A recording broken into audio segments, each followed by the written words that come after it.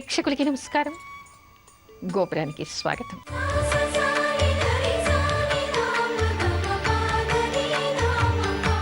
ఈరోజు గోపురంలో సాంప్రదాయాలు చెప్పుకునే ముందుగా అర్చనలో మన ఇష్టదైవాన్ని స్మరించుకుందాం.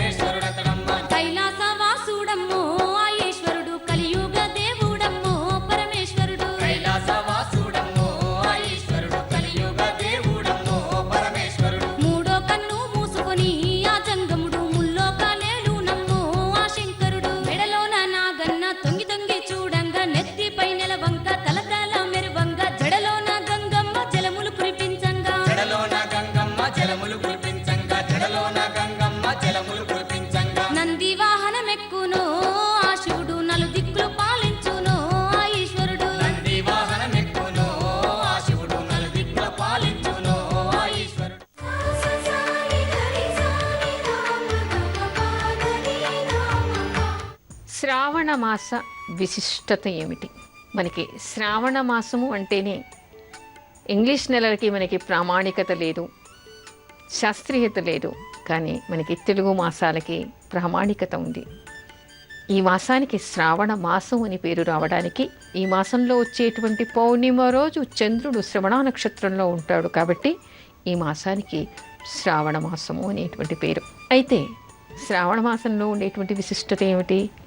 ఇక్కడి నుంచి మనకి వర్ష ఋతువు, ఈ వర్ష ఋతువులో వస్తుంది. తర్వాత శ్రావణ మాసం నుంచి ఈ వర్ష ఋతువులో వచ్చేటువంటి విషయాలు చాలా మనం తెలుసుకోవాలి. ఈ మాసంలో మనకి అనేక పండగలు కూడా ఉన్నాయి. శ్రావణ మంగళవారాలు, శ్రావణ సోమవారాలు, శ్రావణ శనివారాలు, శ్రావణ శుక్రవారాలు, ఆ తర్వాత శ్రావణ పౌర్ణిమ. కొత్తగా ఉపనయనమైన వాళ్ళందరికీ కూడా, వటువులందరికీ కూడా ఇక్కడ ముంజీ విడుపు చేస్తూ ఉంటారు.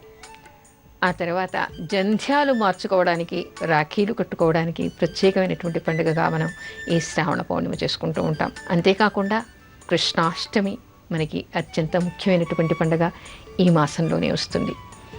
అంతేకాకుండా నాగపంచమి, సోదరుల రక్షణ కోసం అని చెప్పేసి ఈ నాగపంచమి వ్రతాన్ని మనం చేస్తూ ఉంటాం.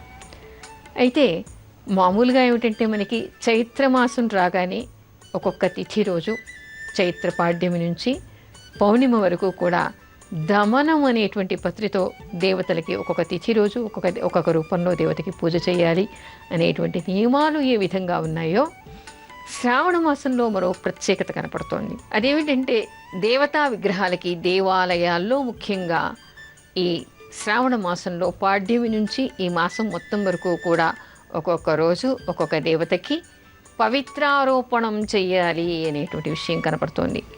పవిత్రారోపణం అంటే పవిత్ర అని దేనికి పేరు? మామూలుగా మనం చూస్తూ ఉంటాం, ఏదైనా ఒక కార్యం చేసేప్పుడు యజమాని పీఠం మీద కూర్చున్నప్పుడు కంకణధారణ చేసిన తర్వాత పవిత్ర అని పెడతారు. అంటే దర్భతో చేసినటువంటి ఒక ఉంగరాన్ని వాళ్ళకి పెడతారు. ఆ దర్భతో ఉంగరం చేస్తే దానివల్ల, ఆ మంత్రశక్తి వల్ల, ఆ దర్భ ధరించటం వల్ల వాళ్ళల్లో మానసికంగా శారీరకంగా ఉండేటువంటి మాలిన్యమై పోయి వాళ్ళు పవిత్రులు అవుతారు. కాబట్టి పవిత్రం చేస్తుంది. కాబట్టి ఆ దర్భతో చేసేటువంటి ఉంగరానికి పవిత్ర అని పేరు.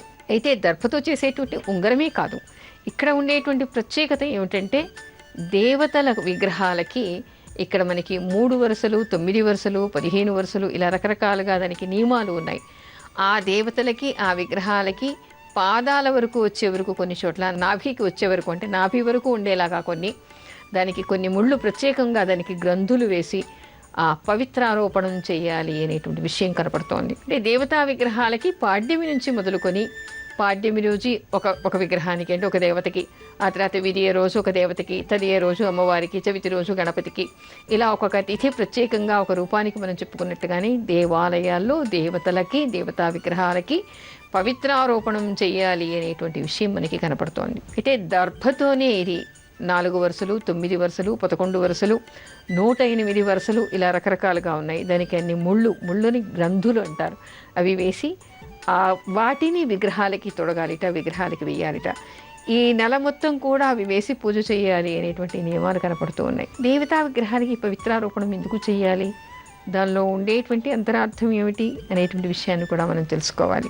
దర్భకు ఉండేటువంటి గొప్ప శక్తి ఏమిటంటే, మనం గ్రహణాలు జరిగినప్పుడు కూడా ఏం చేస్తూ ఉంటాం, దర్భలని కూడా మనకి నీళ్ల చెంబులకి కానీ, ఆవకాయలకు కానీ, మనకి ఎన్నో పదార్థాలకు కానీ ఆ దర్భతో చుట్టేస్తూ ఉంటాం.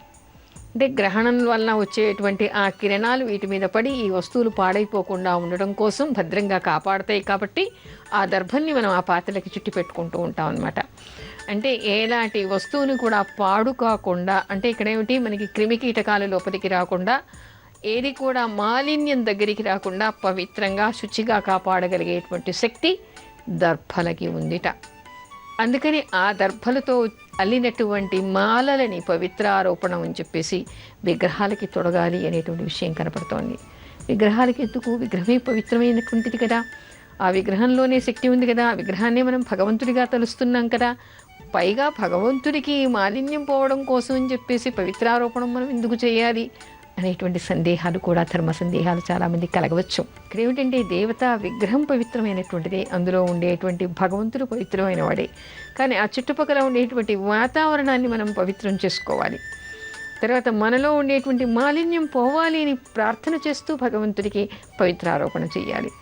దర్భకి అలాంటి శక్తి ఉంది కాబట్టి ముఖ్యంగా ఈ మాసంలోనే ఎందుకు చెప్పారు, మిగతా మాసంలో చెప్పి ఉండొచ్చు కదా, కేవలం శ్రావణ మాసంలోనే పవిత్రారోపణం ఎందుకు చేయాలి అంటే, ఇది వర్షాకాలం. మనకి వర్షాకాలంలో ఉండేటువంటి ప్రత్యేకత ఏమిటంటే, సకల ప్రాణులకి పునరుత్పత్తి కాలంగా చెప్తారు. పునరుత్పత్తి అంటే మళ్ళీ ఉత్పత్తి, వాటి ఏవేవి ఉన్నాయో క్రిమికీటకాలు కానీ, జంతువులు కానీ, మనుషులు కానీ, ఏదైనా కూడా వాటి ప్రాణుల్ని మళ్ళీ అవి ఉత్పత్తి చేయగలిగేటువంటి శక్తి ఎక్కువ పెరుగుతుందిట. పునరుత్పత్తి కాలం అంటారు దీన్ని.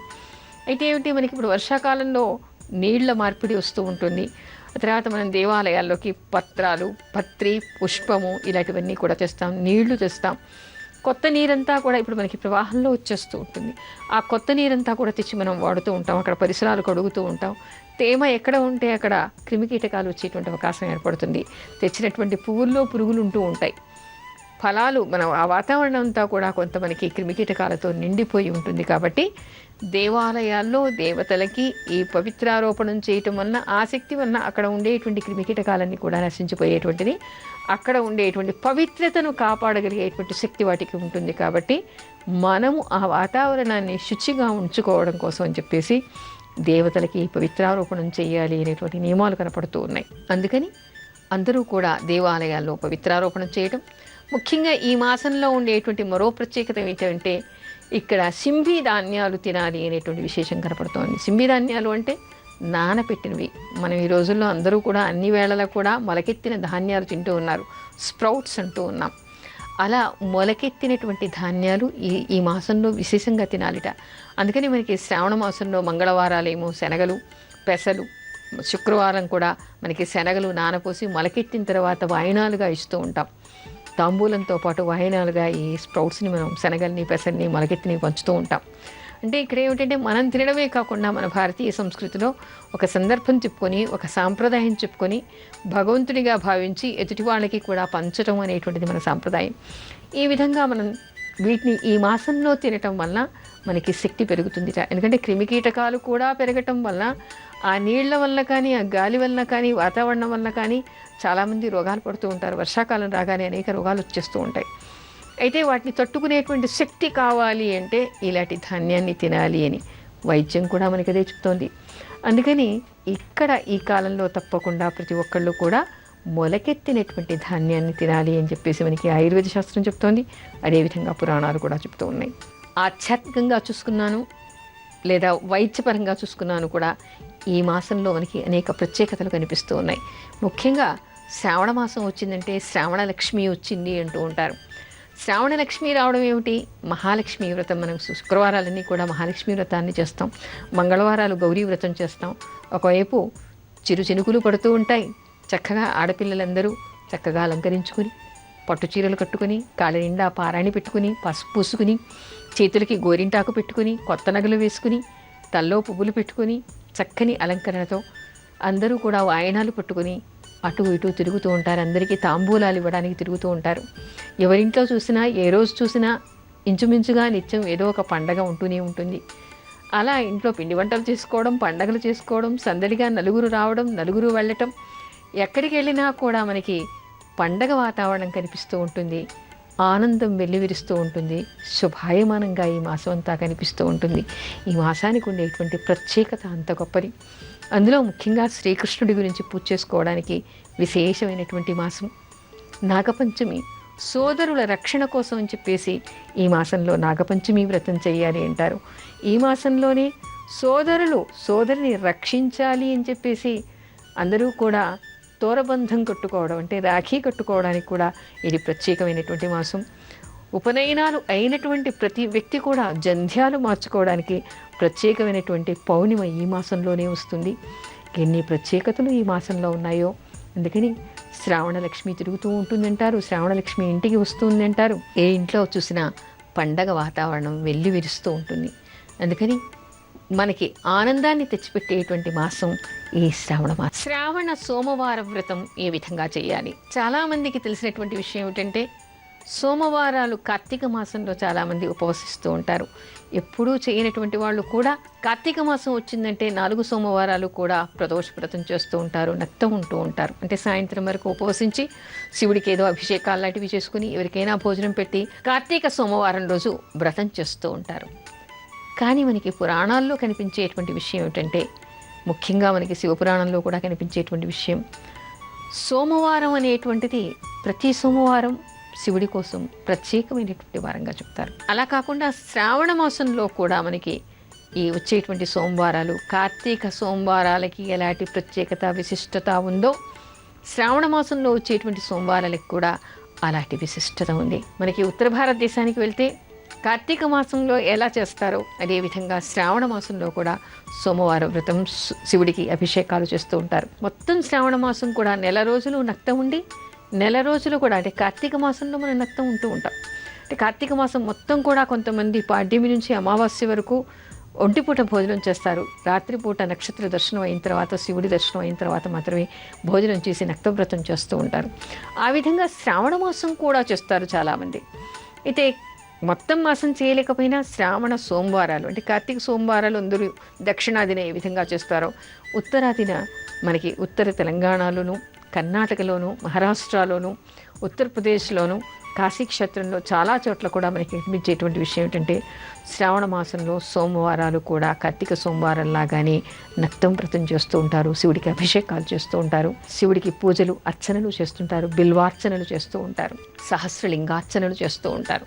ఇది శివ పూజకి ప్రత్యేకమైనటువంటి మాసంగా చెప్తారు. ఈ 4 సోమవారాలు కానీ 5 సోమవారాలు కానీ వచ్చినప్పుడు ఎవరు శివుణ్ణి ఆరాధిస్తారో వాళ్ళు కోరుకున్నటువంటి కోరికలన్నీ కూడా నెరవేరుతాయి అని చెప్తారు. ముఖ్యంగా ఏమిటంటే, పురుషులు చేయటం వల్ల అభీష్ట సిద్ధి కలుగుతుందిట, ఈశ్వర అనుగ్రహం కలుగుతుంది. స్త్రీలు చేయటం వల్ల సౌభాగ్యం లభిస్తుందిట, అభీష్ట సిద్ధి కలుగుతుందిట. అంటే ఎటువైపు చూసినా కూడా పురుషులు చేసినప్పుడు వాళ్ళకి అపమృత్యు దోషాలు పోవటం, అదేవిధంగా శివానుగ్రహం కలగటం. స్త్రీలు చేసినప్పుడు వాళ్ళకి ఉండేటువంటి అపమృత్యు దోషాలు పోవటం, అదేవిధంగా వాళ్ళకి సౌభాగ్యం. ఈశ్వరుణ్ణి అర్చించటం వలన, సోమవార వ్రతం చేయటం వలన సౌభాగ్యం లభిస్తుంది అనేటువంటి విషయం మనకి పురాణాల్లో కనిపిస్తుంది. ముఖ్యంగా శివ మహాపురాణంలో మనకి కనిపిస్తుంది. అయితే శ్రావణ మాసంలో సోమవారాల వ్రతం ఏ విధంగా చేయాలి? ఎవరైనా మొదటిసారి పడుతున్నారు అని అనుకుంటే మాత్రం మొదటి సోమవారం మనకి మూఢం లేకుండా ఉండాలి.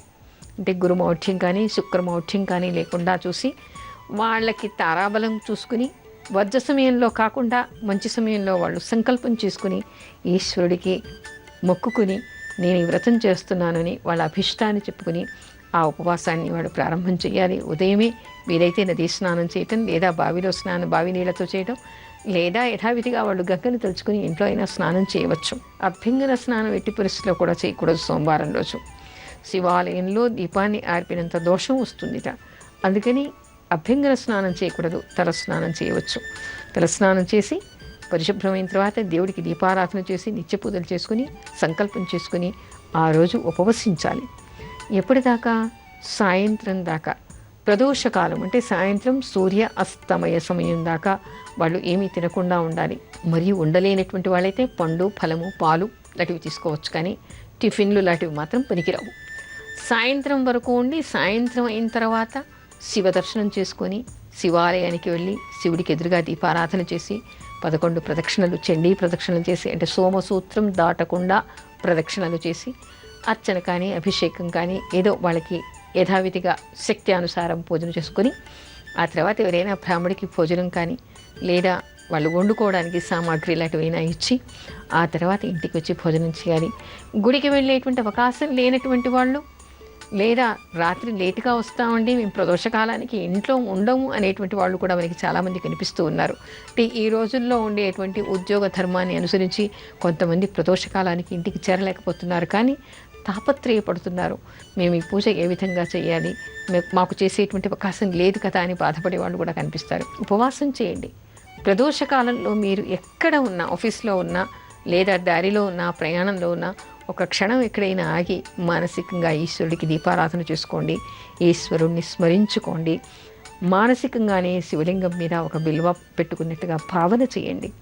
ఆ తర్వాత ఇంటికి వచ్చిన తర్వాత స్నానం చేసి దీపారాధన చేసి మీరు ఏది వండుకుంటారో అది పరిశుభ్రంగా స్నానం చేసి వండుకోండి.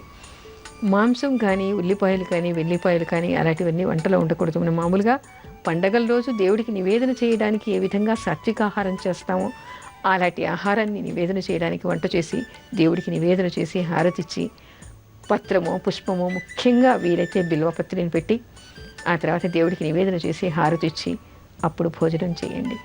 అలా చేయటం వల్ల శివానుగ్రహానికి పాత్రలవుతారట. అపమృత్యు దోషాలు పోతాయి, స్త్రీలకి సౌభాగ్యం లభిస్తుందిట.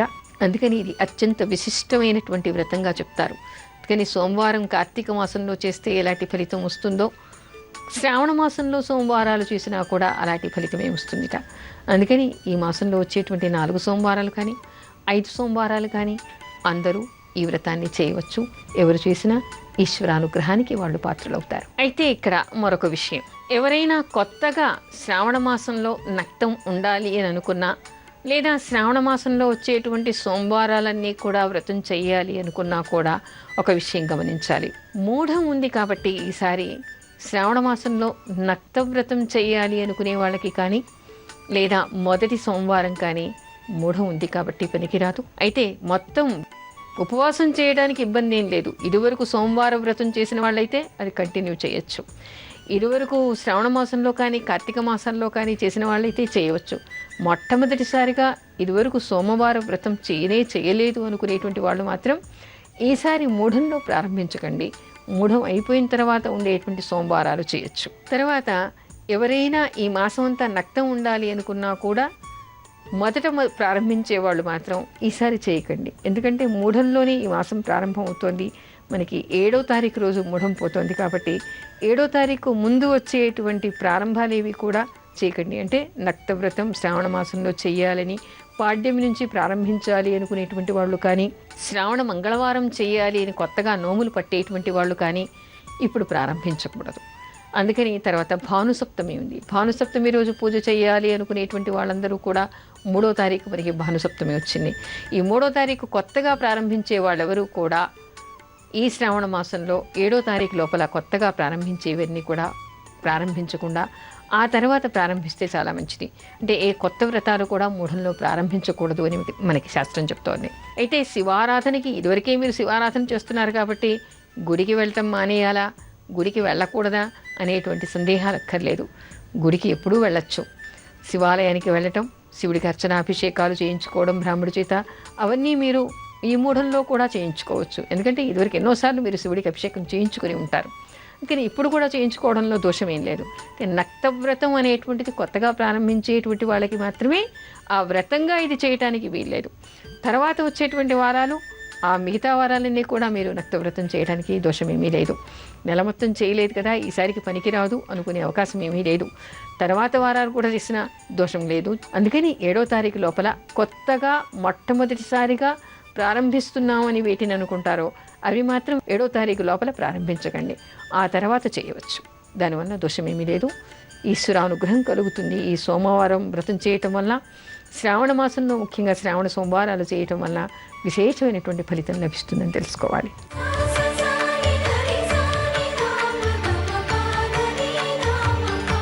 ఇవాల్టి మంత్రం హరహర మహాదేవ. హరహర అంటే దేన్ని హరిస్తాడు?